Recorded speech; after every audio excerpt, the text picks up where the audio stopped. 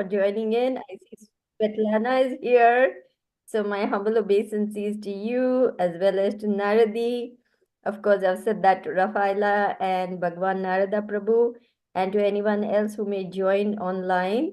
This is our most important connection to Krishna is through this chanting of the holy name. In fact, Lord Chaitanya has come in this age of Kali to make it very easy for us to connect to God because he knows that in Kali Yuga, we are very, very unqualified. We are not very interested in spiritual life. We are not very deserving or worthy of it. And he knows all those things. But because he's so merciful, in his mercy, he says, well, all the people, they like to gather together. And when they come together, they like to sing and dance and clap their hands. So let me make it very simple. I will give myself in the form of this holy chant that everyone can sing to, dance to, and derive the greatest happiness and joy while they're doing it. And in the end, come back to me. What can be more merciful than this? So, this is how merciful he is.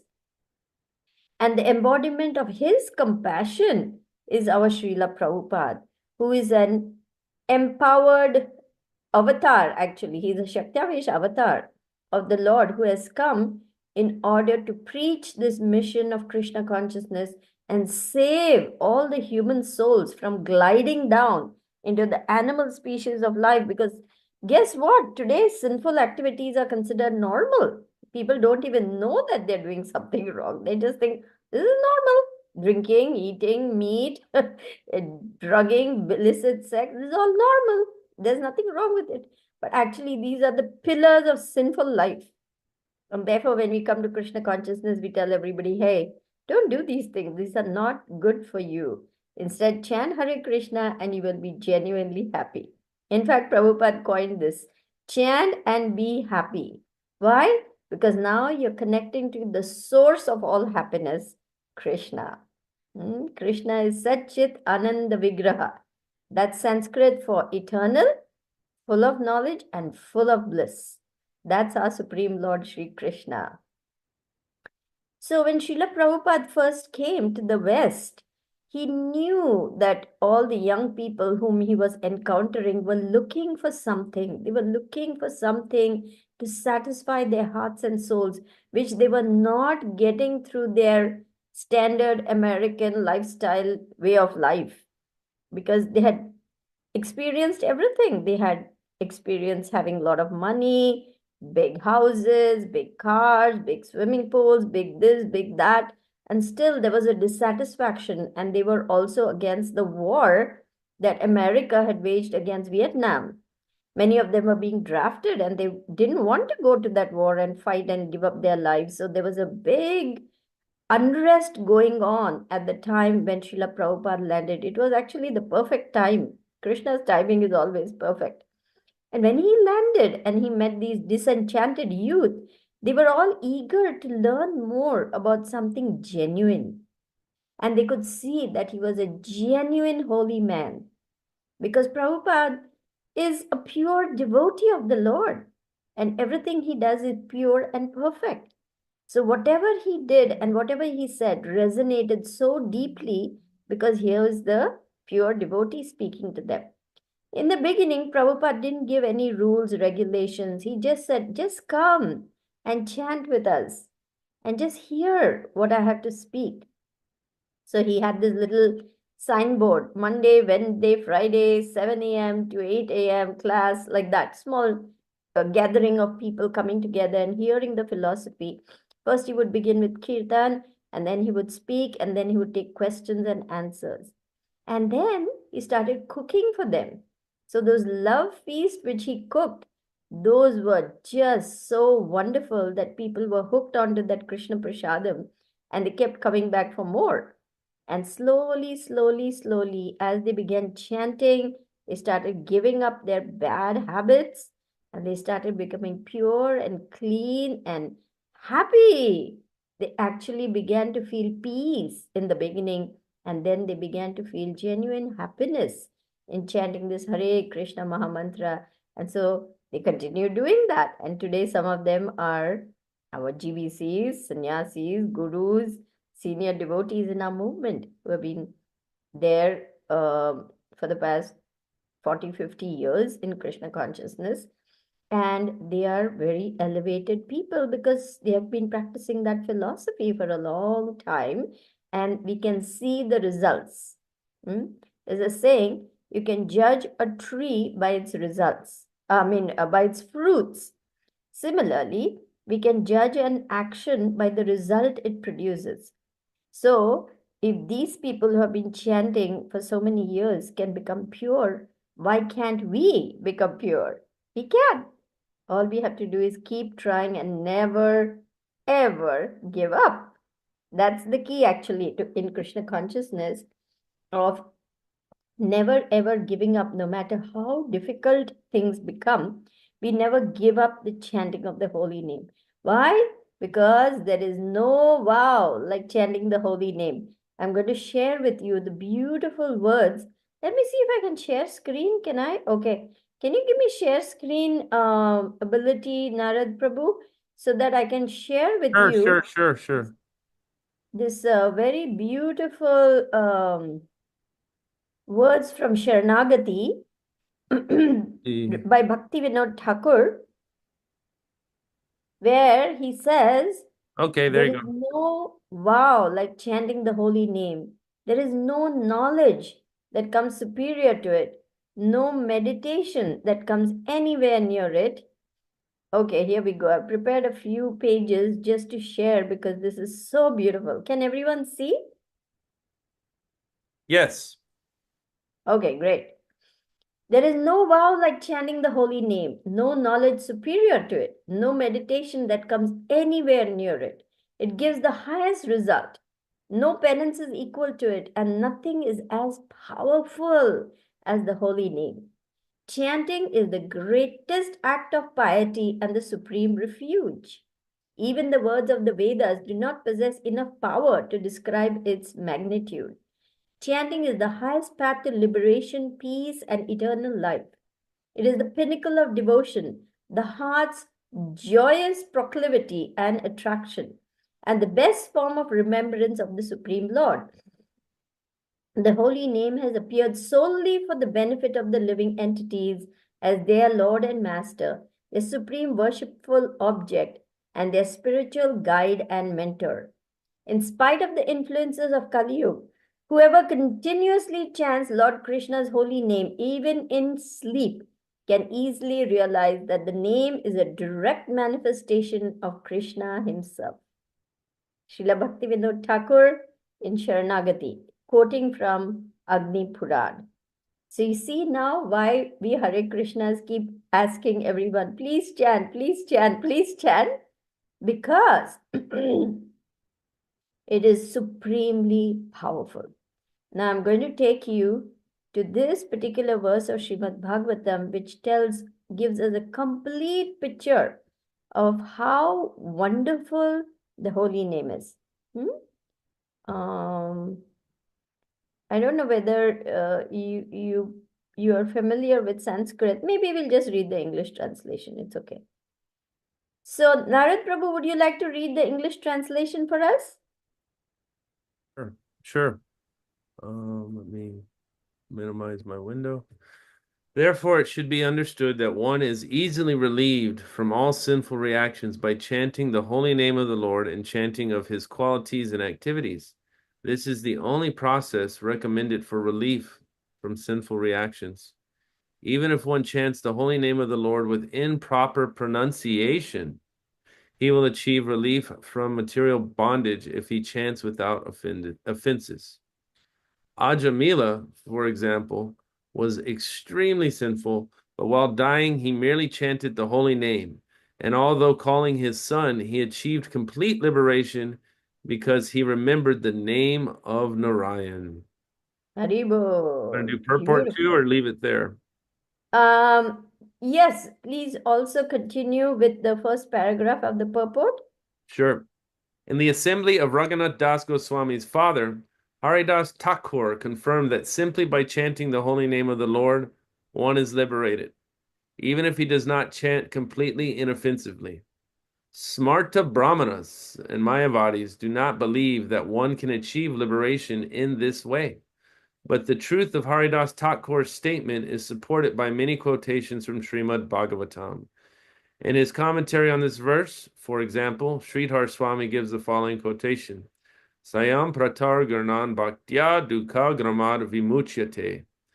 If one always chants the holy name of the Lord with great devotion in the evening and in the morning, one can become free from all material miseries. Another quotation confirms that one can achieve liberation if one hears the holy name of the Lord constantly, every day with great respect. Anudinam idam adarena shrinvan. Another quotation says, Shravanam kirtanam dhyayanam harir adbhuta karmana janma karma gununanam cha tararte kila chestitam. One should always chant and hear about the extraordinarily wonderful activities of the Lord. One should meditate upon these activities, and one should endeavor to please the Lord. Do we stop there or keep going? No, just let's finish it. Okay. Sridhar Swami also quotes from the Puranas. Papa Shayas Chabhavati Smaratam Tam Aharnisham. One can become free from all sinful reactions simply by remembering the lotus feet of the Lord day and night. Ahar Nisham. Furthermore, he quotes from Bhagavatam. Tasmat Sankirtanam Vishnor Jagan Mangalam Am Hasham Mahattam Api Kauravya Vidyaikantika Niskritam. All these quotations prove that one who constantly engages in chanting and hearing of the holy activities, name, fame, and form of the Lord is liberated. As stated wonderfully in this verse, Etavatalam aga nirharanya pumsham. Simply by uttering the name of the Lord, one is freed from all sinful reactions. Okay, we'll stop over there, and I want to talk a little bit about Ajamil. See, Ajamil was an extremely sinful person.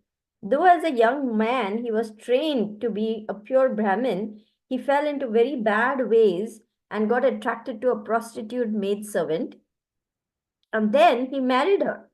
He had a beautiful, chaste wife of his own, but he couldn't be satisfied with that. And so, on the pretext of hiring her as a maidservant, he brought her into the home. And the next thing he does is kicks out his mother, father, and wife, marries this woman, and continues to beget children one after the other in a womb. And he had 10 sons. And this was going on until he reached the age of 88 years, when he sired a last child, maybe at 85 or something, because the child was 3 years old. And in order to maintain his wife and such a big brood of children, he fell into all kinds of bad, sinful habits, robbing and looting and cheating people and doing all kinds of nasty things. Extremely sinful person. And then he was very attached to his little boy, whom he called Narayan. Now, this was the mercy of the Lord, because the Lord never forgot what he had done for him in his youth. So, as super soul in his heart, he inspired him to name his son Narayan after the name of the Lord. Of course, Lord knows everything, past, present, future. And so he was giving Ajamil a second chance. We'll see in the story how it goes.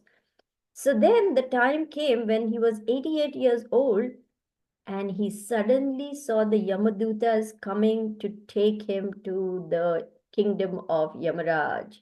That means death had come.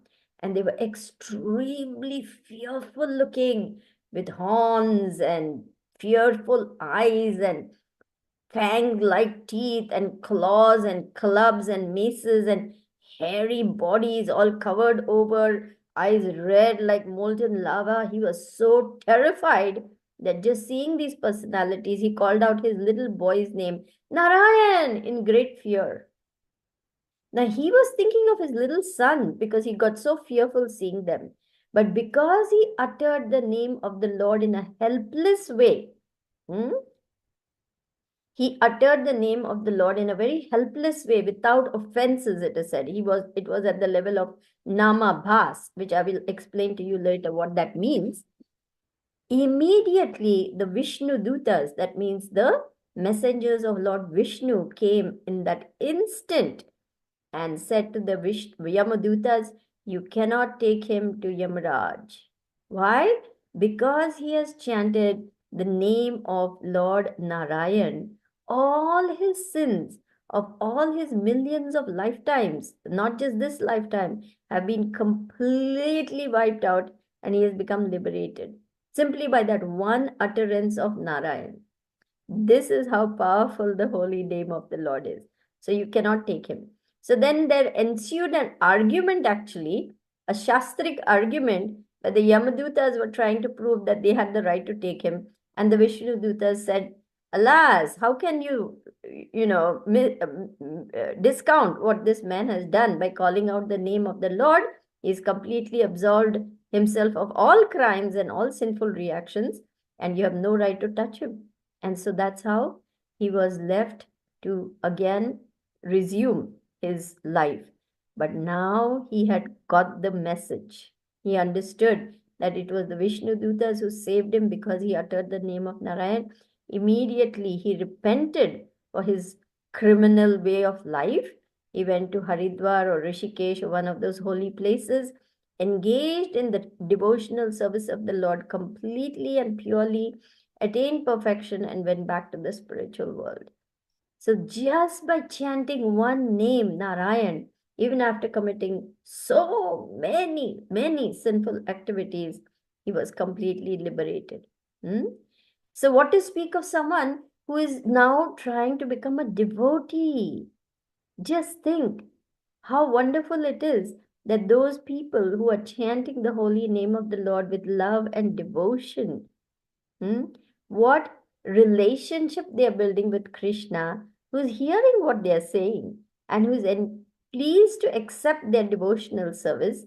And in return, the Lord reciprocates by giving us his love, his facilities, his resources, his arrangements for us to serve him more and more and better and better. That's what the Lord does. Oh, my devotee is doing so much. Let me serve my devotee. Huh? Narada and Naradi can speak much more about this than I can because they have seen miracles happen, how the Lord reciprocates with his sincere devotees.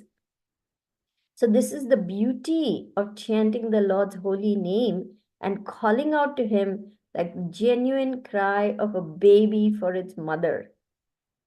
Srila Prabhupada gives a very nice description, which I will also share with you. Prabhupada on chanting Hare Krishna. When he described what this chanting means, he says, "This chanting of Hare Krishna, Krishna Krishna, Hare Hare, Hare Rama, Rama Rama, Hare Hare is directly enacted from the spiritual platform, surpassing all lower states of consciousness, namely sensual, mental, intellectual. There is no need of understanding the language of the mantra, nor any need for mental speculation, nor any intellectual adjustment for chanting. It springs automatically from the spiritual platform. As such, anyone can take part in this transcendental sound vibration without any previous qualification and dance in ecstasy." How many of us relish dancing in ecstasy to the holy name? Hare Krishna, Krishna Krishna, Hare Hare, Hare Rama, Hare Rama, Rama Rama, Hare Hare. Yes, we all love to chant and dance and sing in Kirtan, isn't it? Why? Because it makes us very joyful. Because it is coming from the spiritual world. That's where it is coming from. And that is why it uplifts us directly to the spiritual platform. See how Prabhupada is explaining. We have seen it practically. Even a child can take part in the chanting, or even a dog can take part in it. The chanting should be heard, however, from the lips of a pure devotee, so that immediate effect can be achieved. As far as possible, chanting from the lips of non devotees should be avoided, as much as milk touched by the lips of a serpent caused poisonous effects. The word Hara is a form of addressing. Who is that? Radharani, the energy of the Lord. Both Krishna and Rama are forms of addressing the Lord directly, and they mean the highest pleasure eternal. Hara is the supreme pleasure potency. This potency, when addressed as Hare, that is the vocative, helps us in reaching the supreme Lord, Krishna. I would like to read one more. Krishna consciousness is not an artificial imposition on the mind. This consciousness is the original energy of the living entity. When we hear this transcendental vibration, this consciousness is revived. By practical experience, we can perceive that by chanting this Maha Mantra or the great chanting for deliverance, one can at once feel transcendental ecstasy from the spiritual stratum.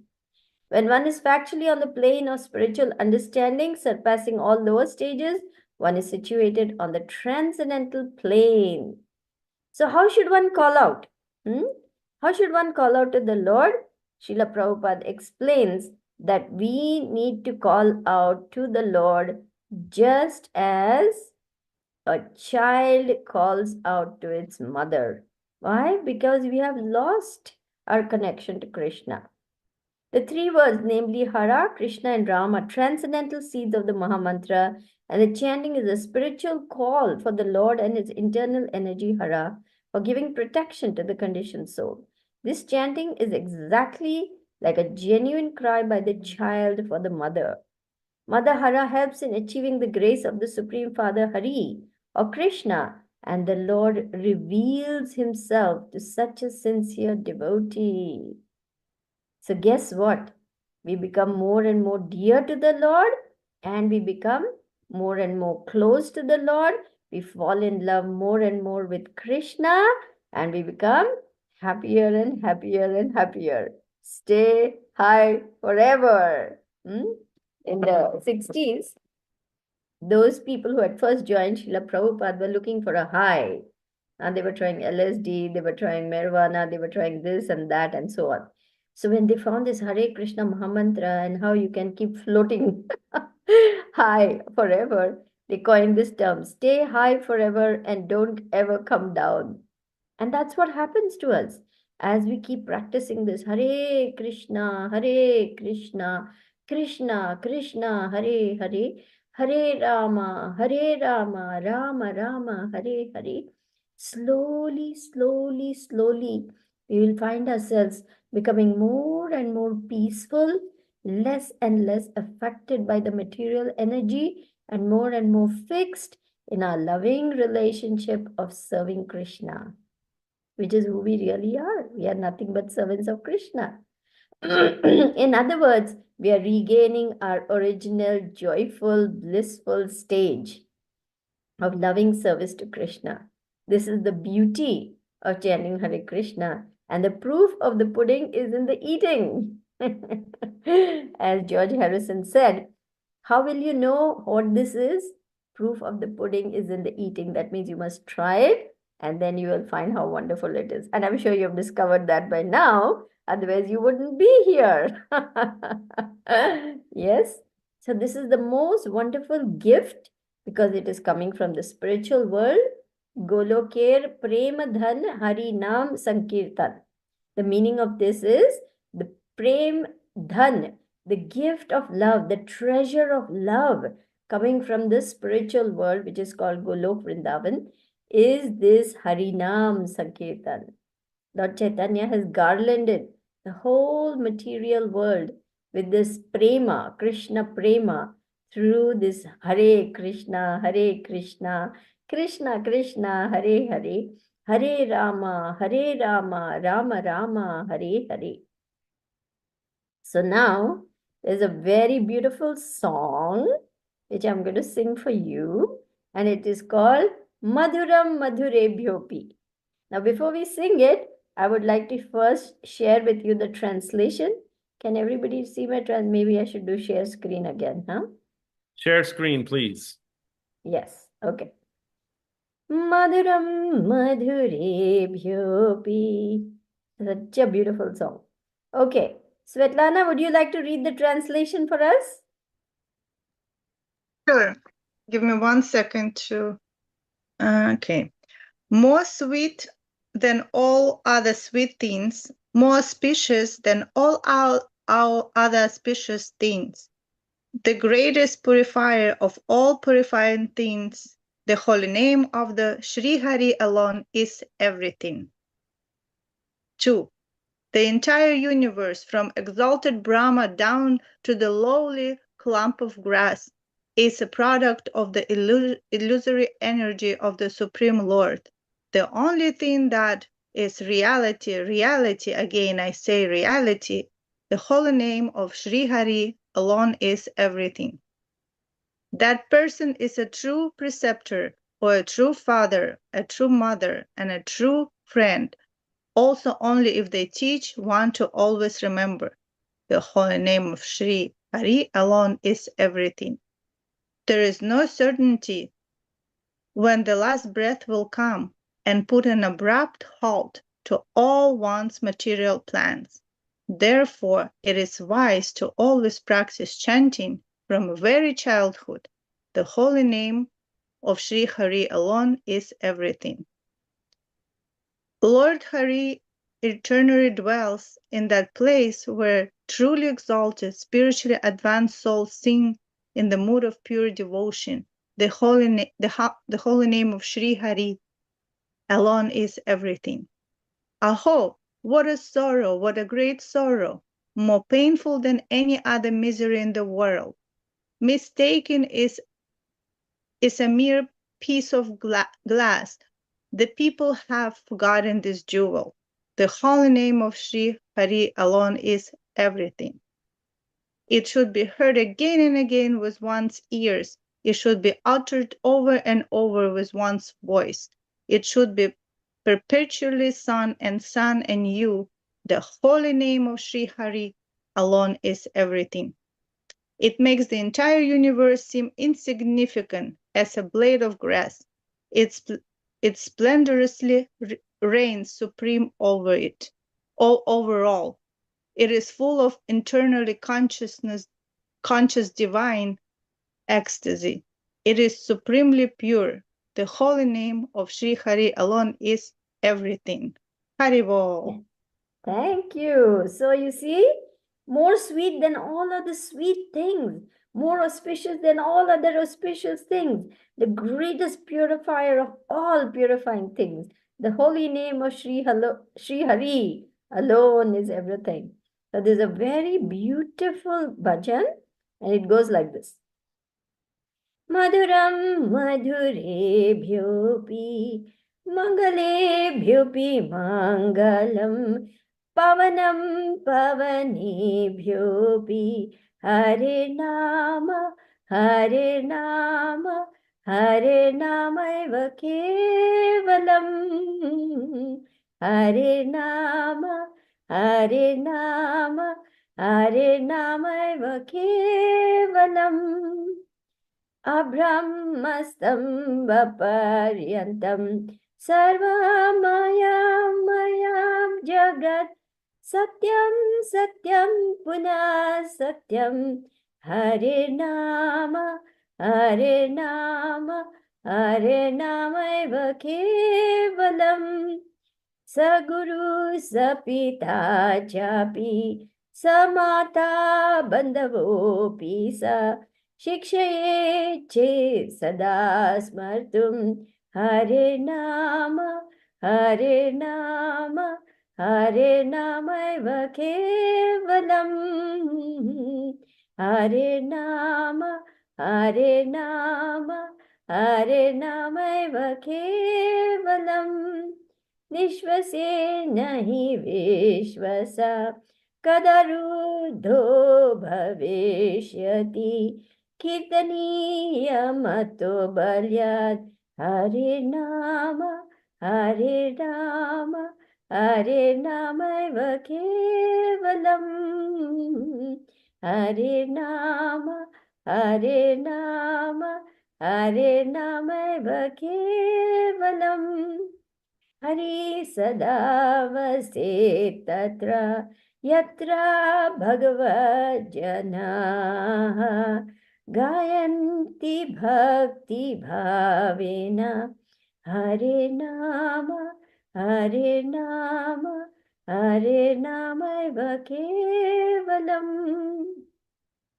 Aho Dukham Mahadukham Dukkataram Yataha Gacchayam Vismritam Ratna Hare Nama Hare Nama Hare Nama Kevalam Diyatam diyatam karno niyatam niyatam vajaha giyatam giyatam nityam hare nama hare nama hare nama eva kevalam Trinakritya jagat sarvam rajate sakalaparam Chidanandamayam shuddham Hare Nama Hare Nama Hare Nama eva kevalam Hare Nama Hare Nama Hare Nama eva kevalam. So the holy name of Sri Hari alone is everything. And in the verse of the Shikshashtakam, which is the only 8 verses that Lord Chaitanya gave, he tells us that this is the means of all success. Cheto darpanamajanam bhava maha davagni nirvapanam shreya kairava chandrika vitaranam vidya vadhu jivanam anandam buddhi vardhanam pratipadam purnamrita swadanam sarvatma snapanam param vijayate Shri Krishna sankirtanam means all victory to this chanting, congregational chanting of this Hare Krishna Mahamantra, because it cleanses the mirror of the heart, it increases transcendental knowledge, and it enables us to taste this transcendental nectar for which we are always hankering. That is the first verse. And then it goes on to describe, actually, it is describing various stages of devotion. And in the end, Lord Chaitanya says, I know no one but Krishna as my Lord, and he shall remain so, even if he handles me roughly by his embrace, or makes me broken-hearted by not being present before me. He is free to do anything and everything, for he is my worshipful Lord unconditionally. So here, the stage of devotion, devotee is completely in love with the Lord, and he says, my Lord, you can do whatever you like with me. You can trample me, you can kill me, you can do what you like, but still you will always remain my Lord unconditionally. And this is the position we need to strive for, because this is our original position. We are unconditional lovers of Krishna who loves us unconditionally. We are meant to serve Krishna because we are tiny little particles of the divine. We are also eternal. We are also full of bliss, full of knowledge, but we are very tiny. Qualitatively, we are the same as God. Quantitatively, we are very tiny drops, while Krishna is like a unfathomable ocean. So, on this note, I will end and we can open up for questions, comments, realizations, criticisms, whatever you like.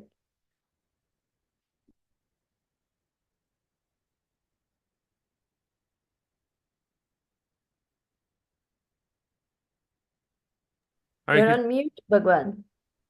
I'm unmuted now, but I was sharing with everybody the other day about the different stages of chanting and devotion. You know, you have especially Anarta Nivriti, right? And then Bhajana Kriya, and then of course working our way up to Prema. Can you just touch base a little bit on these different stages, your realizations, like going through this, having sadhu sangha and then working your way up, what you've experienced, what you're feeling now, clearing out all these desires, things that just keep popping up. You know, sometimes I feel like I have a habit of thinking, okay, I think I'm all right for some time, and then something pops up, that's just That's just the way this goes. So would you be able to just... Yeah, sure, definitely. So the first stage is Adav Shraddha, Sadhu Sangha, Bhajana Kriya, Anartha Nivritti, Nishtha, Ruchi, Asakti, Bhav, Prem. So Adav Shraddha and Sadhu Sangha is when we first start developing faith in the spiritual process, and then we're sincerely seeking. So we come in association of saintly, pious, religious, spiritual people who enhance our faith and also encourage us on the path of bhakti, which is this international society for Krishna consciousness, devotees coming together. That's just the second stage. The third stage is when we realize, oh my gosh, I really need help here. I need to get a spiritual master's guidance because I don't know anything about this process. Besides, I'm full of all kinds of sinful reactions of the past, and my spiritual master can help me overcome all those things because he will guide me on the path back home, back to Godhead.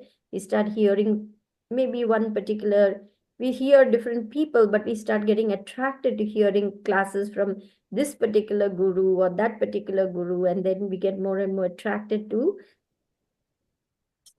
connecting with them in a very meaningful way. And finally, there comes a point when we take shelter, when we want to surrender to the orders of the spiritual master because we understand he is my only well-wisher in this world. My only real benefactor in this world is the spiritual master, pure devotee of the Lord. So that stage is called initiation, or Diksha initiation, where your spiritual master gives you spiritual rebirth. It is actually rebirth. Shraddha, Sadhu Sangha, Bhajan Kriya, Anartha Nivritti. And that's why you get a name. Bhagwan Narada Das, Naradi Leela Dasi. Like this. What does that mean? I am now a servant of the Lord. I am now going to engage in loving devotional service to Him under the guidance of my Guru. Yes, I am sinful. Yes, I am imperfect. Yes, I make mistakes. But my spiritual master is accepting my imperfect service, purifying it, perfecting it, and offering it to Krishna. This is how merciful the spiritual master is. And at the same time, he's guiding me so that I can get better and better and better and finally go back home, back to Godhead. So, for Bhajana Kriya, after we accept initiation, what we are saying to the spiritual master is, I'm surrendering my life to you. My dear spiritual master, I have wandered throughout all these planets and universes and species of life for millions of lifetimes. I have no way to get out on my own. Please help me. Please teach me how to become that pure servant that I was in the spiritual world. I lost my way and I'm here in this material world, struggling in this material body. Please help me. So the spiritual master understands by his divine vision what are our special challenges, what are our proclivities, what are our talents, what are our skills, what are the sinful reactions we have accumulated, and he gives you the prescription. For each one is different. Some of us may be told to give class, some of us may be told to run a temple, somebody else may be told to write books. We don't know. The spiritual master understands each disciple's psychophysiological nature and engages him to use his talents and skills to serve Krishna. At the same time, he gives specific instructions so that our sinful tendencies slowly get annihilated. That means we no longer have this desire to sneakily go off and smoke a joint or go and steal something.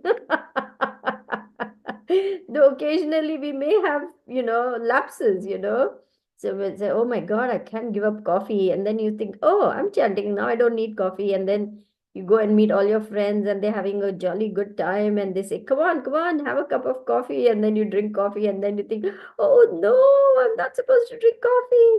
But those occasional lapses will also disappear little by little by little. We will find there's no need for all those things actually. Nobody has to force us. It just happens naturally. It happens naturally because you're so overjoyed with drinking the nectar of the holy name. You really don't need any of these other intoxicants. We just get intoxicated on the holy name, and that's enough for us. So, under the instructions of the spiritual master, we get purified, and 75% purification needs to take place for us to reach the platform of steadiness. And that is why attentive, focused chanting, early morning rounds are crucial for our development and advancement in bhakti. If we want to make nice advancement, we need to put all our energies into chanting with love and devotion, focusing on the sound vibration so that we are hearing the holy name and our mind is not wandering all over the universe thinking of million things, but is really thinking of Krishna. So in the beginning, of course, it's not like that. It's called Nam Aparad. That means lot of offenses while chanting. Then the clearing stage is called Nama Bhas. That means you're no longer making offenses, but you have not reached purity. You're getting cleared. And the very final stage is Shuddha Nam, which means pure chanting without any offenses. And you're now understanding the name, form, qualities, pastimes, and some elevated devotees can even enter into the pastimes of the Lord in their self-same bodies. Of course, that's a very advanced stage. We can't dream of all that right now. And that's the stage where we will actually enter the spiritual world at the time of death, because we are no longer attached to anything of this material world. But of course, it takes time. So once we reach Nishtha, 75% of our anarthas are gone. That means we are now very steady in our service. Nothing can shake us. We are not going anywhere. We are not running away. Even difficulties come, we are not going to turn back and run back to the material energy. We are going to keep going with our devotional service. That stage is called Nishtha or steadiness. Once you reach Nishtha, actually, even before that, the taste is there, Ruchi. There's a sweet taste to everything. But Ruchi becomes a very prominent feature once we reach steadiness in our bhakti. That means we really long to chant. We really long to hear the holy name. We really long to do service. We love to get together with devotees and sing, dance, chant, serve. It makes our hearts very happy to do these things. That's called Ruchi, sweet taste. After that comes Asakti, which means we cannot not think of Krishna. Krishna becomes everything for the devotee. Morning, evening, noon, night, 24 hours. He's only thinking of Krishna, praying to Krishna, worshipping Krishna, serving Krishna, and now entering into higher and higher stages of love of God. Bhav and then Prem. These are, of course, very exalted stages. We cannot dream of all those things. Let us at least reach Nishtha. Let us become steady first. For this, focusing on the quality of our chanting. Srila Prabhupada said at different times 90%, 95%, at one point he said 99% of our advancement comes from the quality of our chanting. So imagine how important it is to focus and chant with love, devotion, and attention. Hare Krishna, Krishna Krishna, Hare Hare, Hare Rama, Rama Rama, Hare Hare. Exactly as you would call out like a child for the mother and father. That's how deep our chanting should be. Then that is real chanting. Not that I'm, going through my laundry list. Oh, Hare Krishna, Krishna Krishna. Oh, okay, I have to do that. Or radar japa. You know what is radar japa? I'm going to do an imitation of what my Guru Maharaj. Radar japa. Hare Krishna, Krishna Krishna, Hare Hare. Nice sari. Hare Krishna, Krishna Krishna, Hare Hare Hare. Oh, that fellow is shown up again. I don't know what he's doing. Hare Krishna, Krishna. You're scanning the whole scene, you're taking everything in, and yeah, no, not like that. No radar japa. Then there's jibber japa, jibber. Hare Krishna. Oh, is that so? Did she do like that? Oh my God, that's terrible. Tell me more. Hare Krishna, Krishna. Oh, then what happened? Hare Krishna. That means we carry on with our social life and somewhere we throw the holy name in. And we have a whole bunch of talking to do while we're chanting. That is not chanting. That is chattering, not chanting. And then my Guru Maharaj does a very nice imitation of dive bomber japa. He calls it, brahmacharis do this. Hare Krishna, Krishna Krishna, Hare Hare, Hare Ram.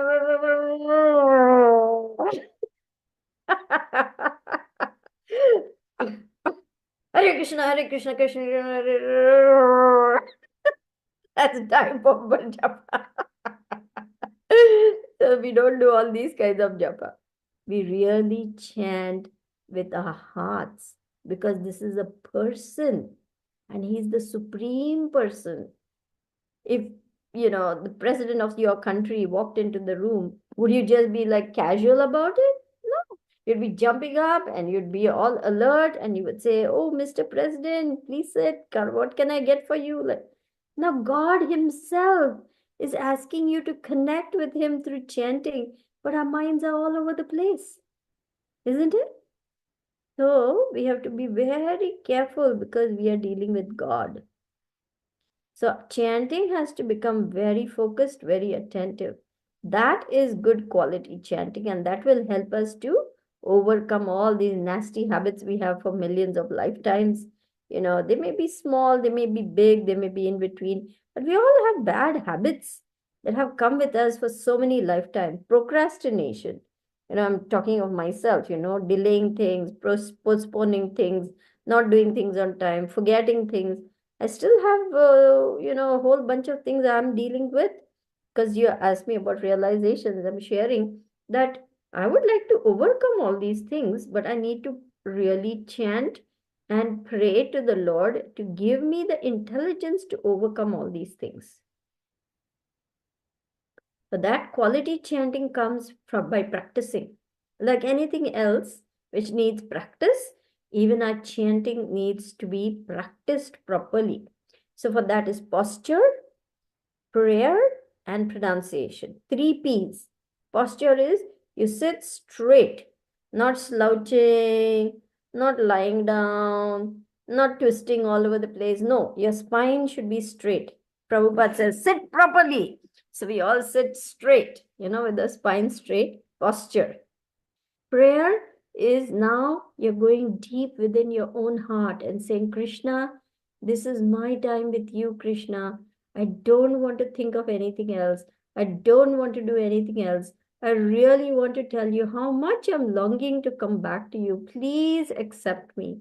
Please help me to connect with you because without your mercy, my dear Lord, I cannot even chant properly. So, that is prayer. And pronunciation, that means clearly chanting each word properly.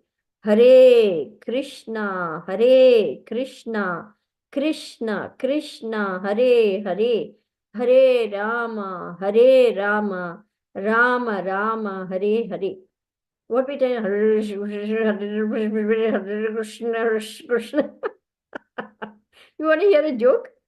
A man was chanting like this and then he died. And then he comes to a vast open space where there are 2 guys. He says, who are you? He says, I'm Snick and this is Rome. He says, Snick and Rome? Saying, yeah, you've been calling out to us for years, so here we are.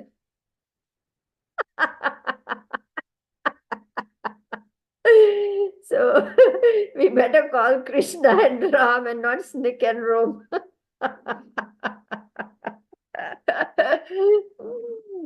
So